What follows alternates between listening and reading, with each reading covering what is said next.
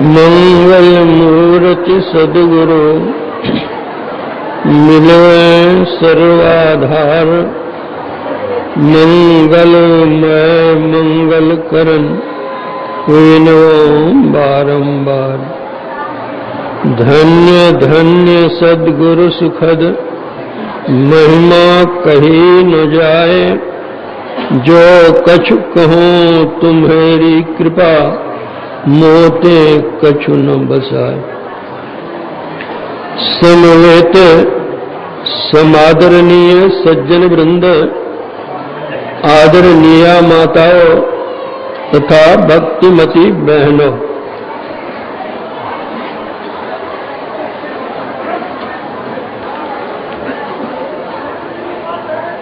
जयंती शब्द का प्रचलित अर्थ किसी के जन्मदिन पर मनाया जाने वाला उत्सव होता है। जयंती शब्द के अनेक अर्थ हैं। जयंती शब्द स्त्रीलिंग है। इसका पुल्लिंग है जयंत, जिसका अर्थ होता है विजय। पूर्व काल में एक राजा दूसरे राजा के साथ युद्ध करते थे। विजयी राजा उस उल्लास में जो उत्सव मनाते थे, उसको भी जयंती की संज्ञा दी जाती थी। फिर हम संत, भगवंत और भगवती आदि की भी जयंती मनाते हैं।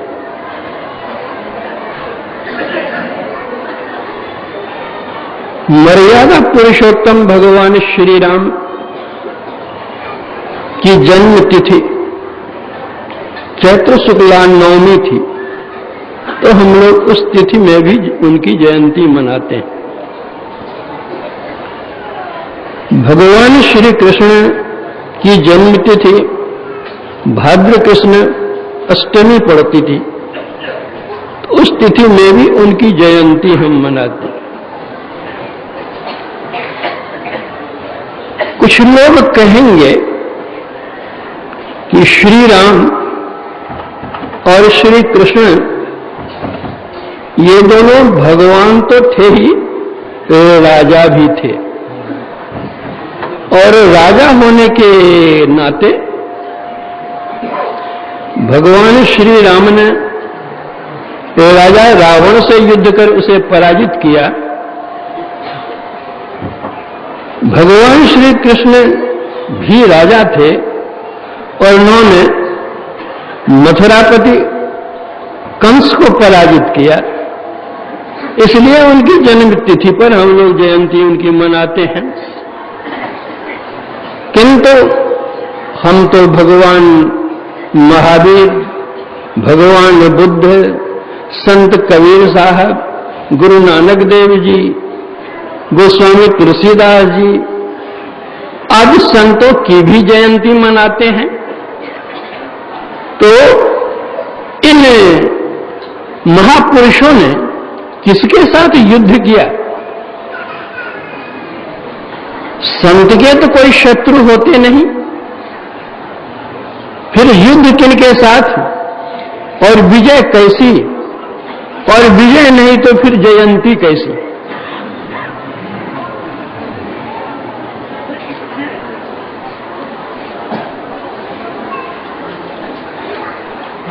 संत किनको कहते हैं? अभी आप सुन रहे थे तौहीद साहब के वचन में कि जिनको हम लोग संत कहते हैं उनको फकीर भी कहते हैं। और फकीर हम लोग लिखते हैं फे काफ ये रे। फे का अर्थ है फक, उपवास, जो अल्लाह का निकट निवास करने वाला हो। काफ अर्थात कनायत। शेख सादी ने लिखा है, कनायत तमंगर कुंडत मरदरा, खबर कुन हरीसों जहां गरदरा। संतोष, ये याद इलाही, प्रभु की याद में वे रहते हैं, स्मरण करते हैं, ध्यान करते हैं। स्मरण किसको कहते हैं? जप तप संयम साधना सब सुमिरन के माय, कबीर जाने भक्तजन सुमिरन सबको चुनाए।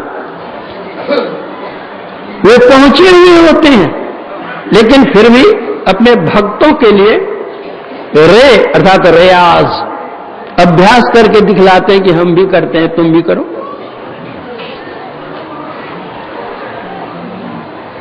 संत कहते हैं जो ब्रह्म को प्राप्त किए हुए होते हैं, परम प्रभु परमात्मा का साक्षात्कार जिन्होंने कर लिया है, वे संत कहलाते हैं। ब्रह्म वत सर्वत्र देखते हैं, ब्रह्म को प्राप्त करके वे स्वयं ब्रह्मवत हो जाते हैं। गोसाई तुलसीदास जी ने लिखा, जानत तुम ही तुम हो ही जाई। ब्रह्म कहते किसको हैं? हम लोग ब्रह्म लिखते कैसे हैं? बौरो संयुक्त और होमो संयुक्त। ब्रह्म में ये 4 अक्षर है, ब, र, हो और मो। बो का अर्थ है ब्रह्मा, अर्थात सर्जन करने वाला, सृष्टि करने वाला। रो का अर्थ है रक्षा करने वाला, अर्थात विष्णु।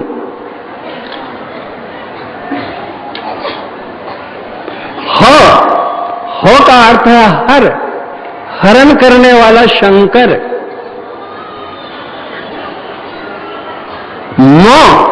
मो का अर्थ है मुक्तिदाता। जिनमें ये तीनों शक्तियां हैं, सर्जन करने की, रक्षण करने की और संहार करने की। ये तो ब्रह्मा विष्णु को एक एक शक्ति दी गई है, लेकिन ये तीनों शक्तियां जिनमें हैं, उन तीनों शक्तियों के अतिरिक्त मुक्ति देने की भी क्षमता जिनमें है। ब्रह्मा विष्णु महेश में मुक्ति देने की क्षमता नहीं है, लेकिन परम प्रभु परमात्मा में इन तीनों शक्तियों के साथ मुक्ति देने की भी क्षमता है, इसलिए वे ब्रह्म कहलाते हैं। उस ब्रह्म को जो कोई प्राप्त किए हुए होते हैं, वे संत कहलाते हैं।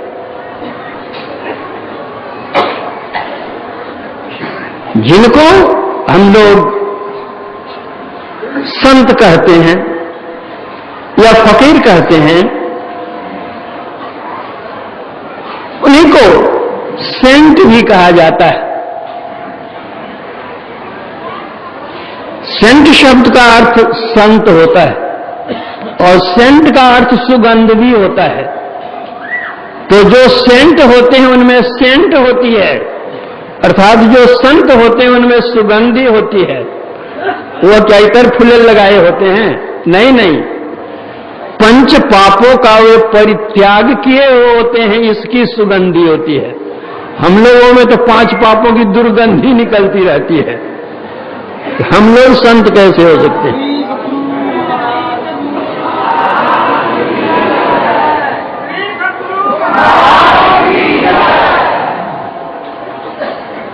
संत लोग जो कह गए हैं, अगर उनकी एक बात हम मान लें, संसार के जितने जो कोई हैं, अगर संत की केवल एक बात वे मान लें, तो जिस दिन जिस क्षण वे मानेंगे, उसी दिन विश्व में कल्याण उत्पन्न हो जाएगा।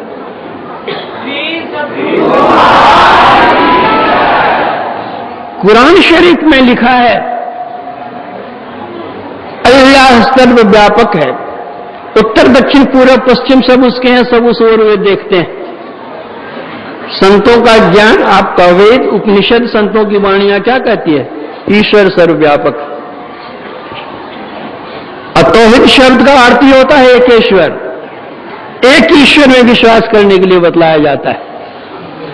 अगर एक ईश्वर को कोई जान लेता है और यह आस्था रखता है कि ईश्वर सर्वत्र है, तो क्या वो कोई पाप कर सकता है? पाप जो कोई करता है वो तो छिप करके करता है, जो कोई देखे नहीं, कोई जाने नहीं।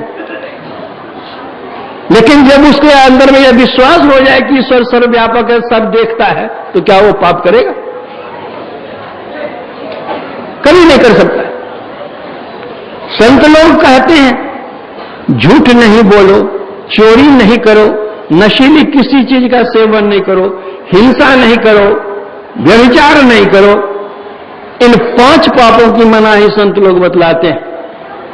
एक को छोड़ करके आप देख लीजिए, तो एक झूठ को छोड़ दीजिए, संसार में सबसे सबको मेल हो जाएगा।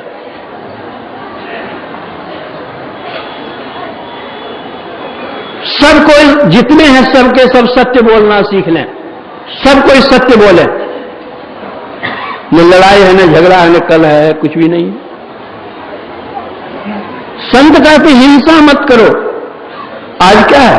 अत्याचार, अनाचार, दुराचार, बलात्कार, न मालूम क्या क्या अनीति कार्य हो रहे हैं। क्यों? इसलिए कि संतों की बात हम सुनते नहीं हैं। आज हम इतने पढ़ लिख लिए हैं, इतने बड़े हम विद्वान हो गए हैं कि चिड़िया की भांति हम आकाश में उड़ते हैं, मछली की भांति हम जल के भीतर और ऊपर भी चलते हैं। लेकिन मानवीय ज्ञान, व्यवहार जो होना चाहिए पृथ्वी पर चलने का, वह ज्ञान हमको नहीं है। किस तरह हम पृथ्वी पर चलें? हम देखते हैं गाय भैंस हम पालते हैं, और गाय भैंस जंगल में भी रहती है। जंगल में बाघ और सिंह भी रहते हैं। आप देखेंगे गाय के सामने अगर एक नाद भर करके मांस रख दिया जाए, घास नहीं दिया जाए, वह गाय भूखी मर जाएगी, लेकिन मांस कभी नहीं खाएगी।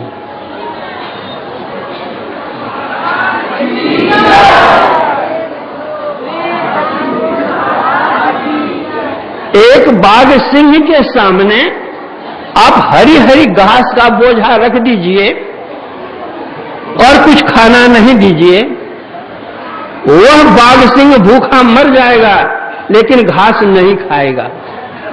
जो जंगल में रहने वाला जानवर है वह जानता है कि क्या हमको खाना चाहिए और क्या नहीं खाना चाहिए। भूखे मर जाएगा लेकिन खाएगा नहीं।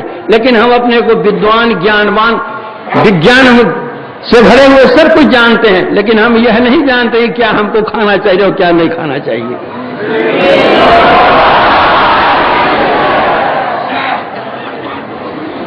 परमात्मा ने 2 तरह की सृष्टि की है, शाकाहारी की और मांसाहारी की, और दोनों की बनावट में भी उन्होंने भिन्नता की है। वह क्या? जो परमात्मा शाकाहारी प्राणी का जन्म देते हैं तो उनकी आंखें खुली होती है, और जो मांसाहारी प्राणी का जन्म देते हैं तो उसकी आंखें बंद होती है। आप गाय को देखिए, बैल को देखिए, घोड़ा को देखिए, आदमी को देखिए, और आप बिल्ली को देखिए, कुत्ता को देखिए, बाघ को और सिंह को देखिए। तो बाघ सिंह को देखने तो कहां जाएंगे? घर में बिल्ली और कुत्ती तो देखेंगे आप। जो शाकाहारी प्राणी होते हैं उनके दांत और नाखून चिपटे होते हैं, और जो मांसाहारी प्राणी होते हैं उनके दांत और नाखून नुकीले होते हैं। जो शाकाहारी प्राणी होते हैं वे होठ में पानी में सटा करके पानी पीते हैं, और जो मांसाहारी प्राणी है वे जीभ से चाट चाट करके पानी पीते हैं। जो शाकाहारी प्राणी है उसके शरीर की लंबाई से चौगुनी उसकी आंत लंबी होती है, और जो मांसाहारी प्राणी उसके शरीर की लंबाई के बराबर उसकी आंत होती है। जो शाकाहारी प्राणी है उसके शरीर से पसीना निकलता है, और जो मांसाहारी प्राणी उसके शरीर से पसीना नहीं निकलता। आप दौड़कर आइए, पसीने से लथपथ होइएगा। घोड़े को दौड़ा कर लाइए, घोड़ा लथपथ हो जाएगा पसीना से, लेकिन एक कुत्ते को दौड़ा करके लाइए, कुत्ते के शरीर से पसीना नहीं निकलेगा, वो जीभ निकालेगा, टप टप पानी उसकी जिह्वा से चुएगा। इस तरह और बहुत सी बातें हैं। तो अब हम यह समझें कि परमात्मा ने हमको शाकाहारी बनाया है या मांसाहारी बनाया है। यहां की सरकार को तो इसकी कोई दरकार ही नहीं है कि किसका क्या आहार है और किसका क्या विहार है।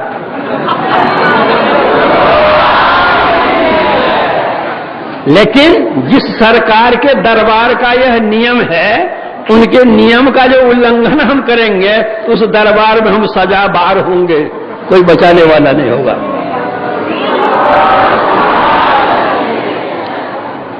यहां तो घूस फूस भी चलेगा, लेकिन वहां घूस फूस कर चलने को नहीं है।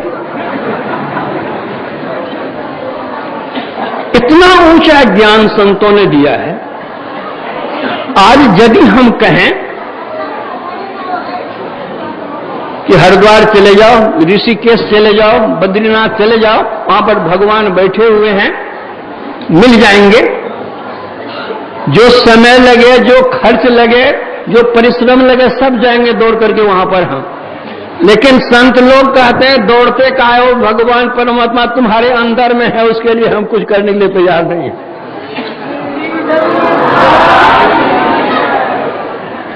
गुरु नानक देव जी महाराज फरमाते हैं, काहे रे बन खोजन जाई, सर्व निवासी सदा अलेपा तो ही संग समाई।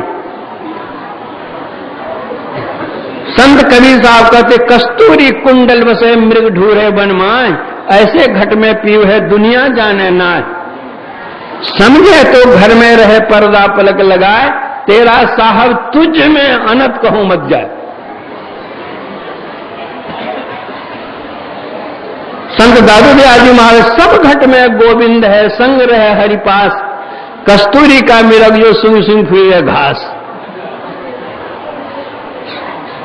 संत तुलसीदास जी महाराज कहते हैं, एहि ते मैं हरि ज्ञान गंवायो, परिहरि हृदय कमल रघुनाथ, बाहर फिरत विकल भय धायो। तुलसीदास जी कहते हैं कि ईश्वर हमारे अंदर में, लेकिन जब तक ईश्वर की खोज में मैं बाहर बाहर भटकता रहा, भटकता ही रहा, 84 लाख जोनियों में खटकता ही रहा, अटकता ही रहा। ईश्वर अपने अंदर है। जब ईश्वर सर्वव्यापक है तो क्या आपके अंदर, हमारे अंदर नहीं है? ईश्वर सबके अंदर। कितना सरल सीधा ज्ञान संतों ने सबके लिए दिया है। बाहर संसार में जाने के लिए अनेक मार्ग हैं, लेकिन ईश्वर के पास जाने के अनेक मार्ग नहीं, एक ही मार्ग है।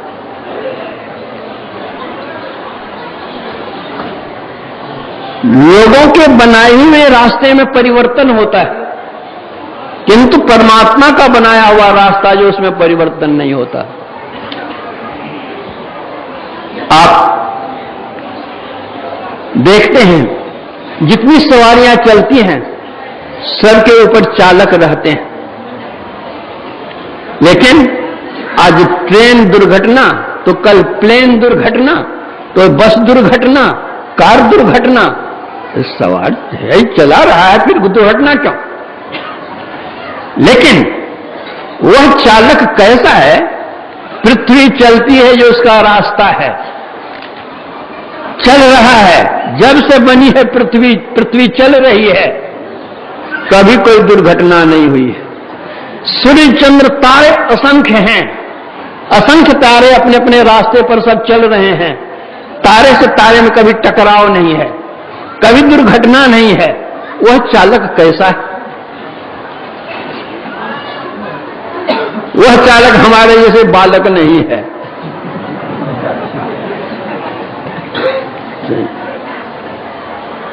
तो रास्ता सबका एक एक है। यहां से हम दिल्ली जाना चाहें तो हम ट्रेन से भी जा सकते हैं, कार से भी जा सकते हैं, पैदल भी जा सकते हैं। प्लेन से जाते हैं तो यहां से पटना, पटना से रांची होकर के भी, पटना से भाया लखनऊ होकर के भी दिल्ली। लेकिन परमात्मा का बनाया हुआ रास्ता एक है और वह सबके लिए एक है।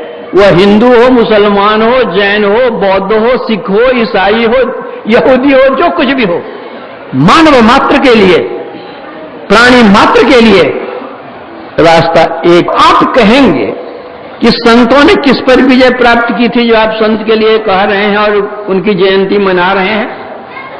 संतों ने माया पर विजय प्राप्त की। माया की सेना के साथ युद्ध करना पड़ता है। जब तक कोई साधक अवस्था में रहते हैं, श्रवण, अध्ययन, मनन, निधिध्यासन, तब तक उनकी संज्ञा होती है साधु की। और श्रवण, मनन, अध्ययन, निधिध्यासन के बाद जब अनुभव ज्ञान प्राप्त करते हैं तब उनकी होती संज्ञा संत की। साधु में और संत में यही अंतर है। जब तक साधना में लगे हुए हैं, साधना की परिपूर्णता नहीं हुए हुए साधु कहलाते हैं, और जो साधना में निष्णात हो जाते हैं, अनुभव ज्ञान प्राप्त कर लेते हैं, तब वे संत कहलाते हैं। ऐसे संतों की जो वाणियां हैं, जे पहुंचे ते कह गए तिनकी एक ही बात, सवे सयाने एक मत तिनकी एक ही जात। तो वे युद्ध करते हैं किनके साथ? मन के साथ युद्ध करते हैं साधक। आप जानते हैं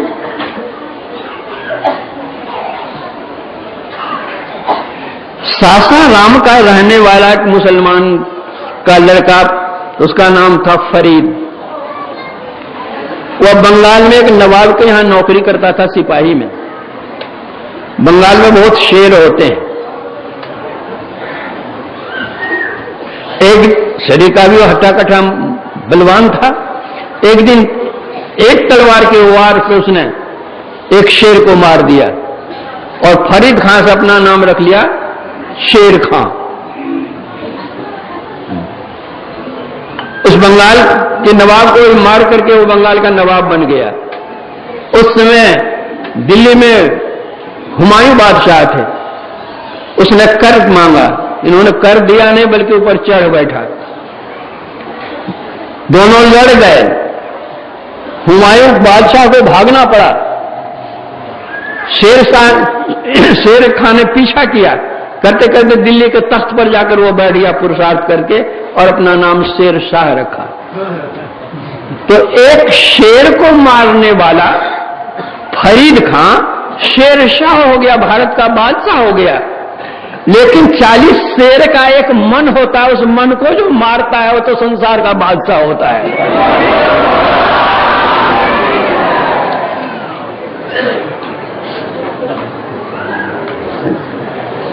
तो संतों ने अपने मन को मारा था और जब तक वे साधना काल में थे तब तक वे युद्ध करते थे, मन के साथ युद्ध करते थे। कहते थे मन को मारो पटक के, टूक टूक हो जाए, टूटे से फिर ना जुटे, जुटे ग्रंथ पर जाए। संत कबीर साहब कहते हैं, साधो यह मन है बड़ जालिम, जिसको इससे पला पड़ा है तिस ही होगा मालिम। जब साधक साधना करने के लिए बैठते हैं तब उसको ज्ञात होता है कि मन कितना जबरदस्त है। बैठता है भगवान का नाम लेने के लिए और लेता है काम का नाम। बैठता है जप करने के लिए और गप करने वह लग जाता है।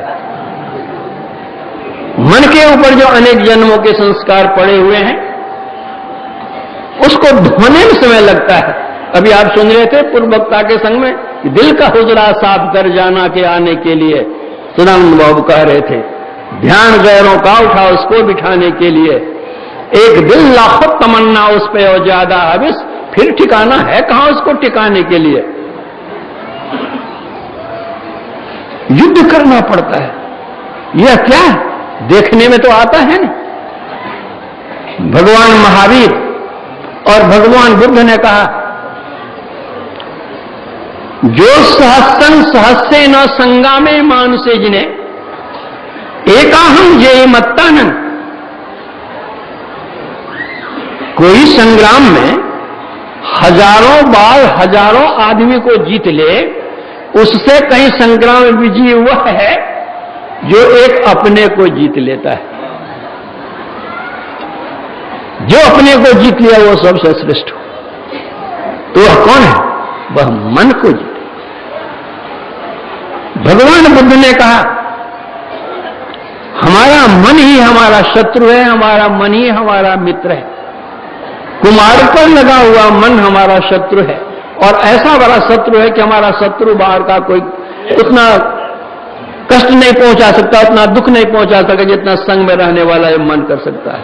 अगर सुमार्ग पर लगा हुआ हमारा मन है तो हमारा मन मित्र है, और वो इतनी हमारी भलाई कर सकता है जितनी भलाई हमारे माता पिता कुंड परिवार कोई नहीं कर सकते। इसलिए गीता में भगवान ने कहा, आत्मा ही आत्मा का शत्रु है, आत्मा ही आत्मा का मित्र है। हम स्वयं अपने शत्रु स्वयं मित्र हैं। इसलिए संतों के जो हैं, संतों के पुरुषार्थ की अवस्था में उनका मन ही शत्रु होता, उससे युद्ध करना पड़ता है। पल ही में मरी जाए, पल ही में जीवत है, पल ही में पर हाथ देखत बिकानो है, पल ही में फिरत नौखंड हो ब्रह्मांड सब, देखियो अनदेखियो सो तो या तो नहीं छानो है, जा तो नहीं जानियत आव तो ने दिसे कछु, ऐसी बलायवता से परो पानो है। सुंदर कहती या कि गति हूं ना लग सके, मन की प्रतीत को करे सो दीवानो। तो संत लोग मन पर विजय प्राप्त किए हुए थे, इसलिए उन संतों की हम जयंती मनाते हैं। भगवती की मनाते हैं। भगवती ने विजयदशमी आश्विन शुक्ला दशमी को महिषासुर पर विजय प्राप्त की, इसलिए हम लोग भगवती की भी क्या कहते हैं, विजयादशमी मनाते हैं। तो ये लोग इतने बड़े महान थे, इसलिए क्या कहते हैं उनकी जयंती हम लोग मनाते हैं। लेकिन मुझ जैसे तुच्छ की जयंती में आप लोग आए हैं, यह तो बहुत आश्चर्य की बात है। मैं तो कुछ भी नहीं हूं, फिर भी आप लोगों ने जो आने का कष्ट किया है, दर्शन देने का कष्ट किया है, मैं तो आप लोगों की श्रद्धा, आप लोगों की भक्ति का आभारी हूं, और मैं आप लोगों के प्रति अपना आभार प्रकट करता हूं और बहुत बहुत धन्यवाद देता हूं, और आप लोगों की शुभकामना करता हूं। शुभोन्नतियों के लिए मैं परम गुरु परमात्मा से प्रार्थना करता हूं।